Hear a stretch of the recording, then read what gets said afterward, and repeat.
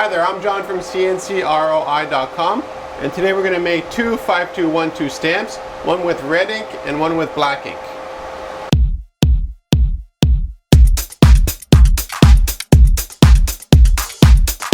The first stamp you're going to see produced is this one here, and this one is done using black ink.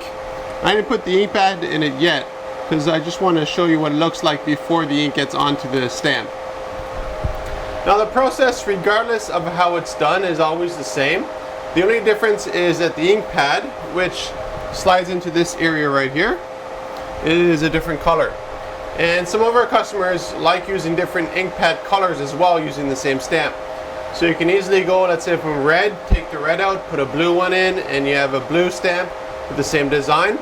We also can make multiples of the stamp itself. So if you just want to have one of these and be able to do 2 or 3 different things, we can make two different stamps, rubber stamps on the inside that you peel off and you put back on. And same thing with the ink pads. You can order 2 or 3 extra different color ink pads and use those as well. So let's take a look at our industrial CNC laser making this rubber stamp.